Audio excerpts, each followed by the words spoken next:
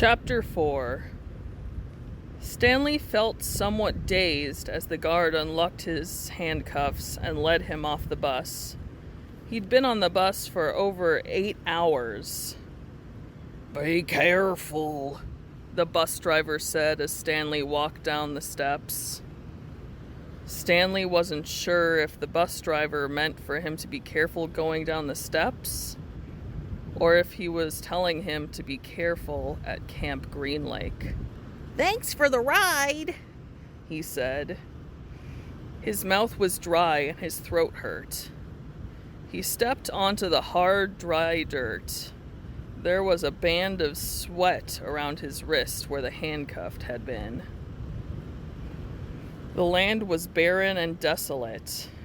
He could see a few rundown buildings and some tents. Farther down, there was a cabin beneath 2 tall trees. Those 2 trees were the only plant life he could see. There weren't even weeds. The guard led Stanley to a small building. A sign on front said, "You are now entering Camp Green Lake, Juvenile Correction Facility." Next to it was another sign, which declared that it was a violation of the Texas Penal Code to bring guns, explosives, weapons, drugs, or alcohol onto the premises. As Stanley read the sign, he couldn't help but think, well, duh. The guard led Stanley to the building, where he felt welcome relief from the air conditioning. A man was sitting with his feet up on a desk. He turned his head when Stanley and the guard entered, but otherwise didn't move. Even though he was inside, he wore sunglasses and a cowboy hat. He also held a can of soda, and the sight of it made Stanley even more aware of his thirst. He waited while the bus guard gave the man some papers to sign.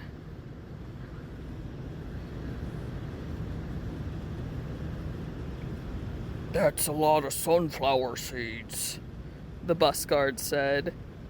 Stanley noticed a burlap sack filled with sunflower seeds on the floor next to the desk. "I quit smoking last month," said the man in the cowboy hat. He had a tattoo of a rattlesnake on his arm, and he signed his name. And as he signed his name, the snake's rattle seemed to wiggle. "I used to smoke a pack a day. Now I eat a sack of these every week." The guard laughed. There must have been a small refrigerator behind the desk, because the man in the cowboy hat produced 2 more cans of soda. For a second, Stanley hoped that one might be for him, but the man gave one to the guard and said the other was for the driver. 9 hours here, 9 hours back," the guard grumbled. "What a day." Stanley thought about the long, miserable bus ride and felt a little sorry for the guard and the bus driver. The man in the cowboy hat spit sunflower seed shells into the wastepaper basket.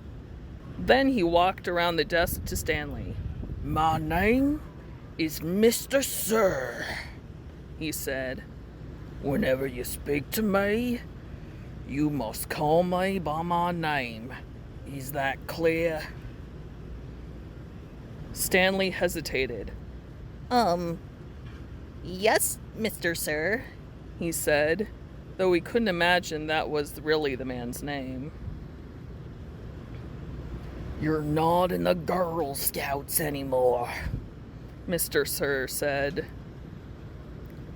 Stanley had to remove his clothes in front of Mr. Sir, who made sure he wasn't hiding anything. He was then given 2 sets of clothes and towels.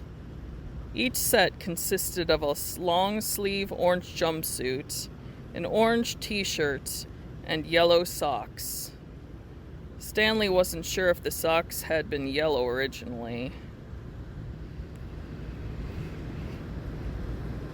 He was also given white sneakers, an orange cap, and a canteen made of heavy plastic, which unfortunately was empty.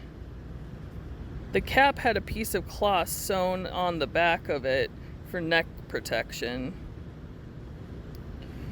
Stanley got dressed. The clothes smelled like soap. Mr. Sir told him he should wear one set to work in and one set for relaxation. Laundry was done every 3 days. On that day, his work clothes would be washed, then the other set would become his work clothes, and he would be given clean clothes to wear while resting. You are to dig one hole each day, including Saturdays and Sundays. Each hole must be 5 feet deep and 5 feet across in every direction. Your shovel is your measuring stick. Breakfast is served at 4:30. Stanley must have looked surprised, because Mr. Sir went on to explain that they started early to avoid the hottest part of the day. No one is going to babysit you, he added. The longer it takes you to dig, the longer you will be out in the sun. If you dig up anything interesting, you ought to report it to me or any other counselor. When you finish, the rest of the day is yours. Stanley nodded to show he understood. This isn't Girl Scout camp, said Mr. Sir. He checked Stanley's backpack and allowed him to keep it. Then he led Stanley outside into the blazing heat. Take a good look around you, Mr. Sir said. What do you say? Stanley looked across the vast wasteland. The air seemed thick with heat and dirt. Not much, he said, then hastily added, Mr. Sir. Mr. Sir laughed. You see any guard towers? No. How about an electric fence? No, Mr. Sir. There's no fence at all, is there? No, Mr. Sir. You want to run away? Mr. Sir asked him. Stanley looked back at him, unsure what he meant. If you want to run away, go ahead, start running. I'm not gonna stop you.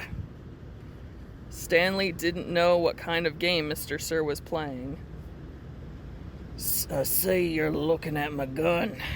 Don't worry, I'm not gonna shoot you. He tapped his holster. This is for yellow-spotted lizards. I wouldn't waste a bullet on you.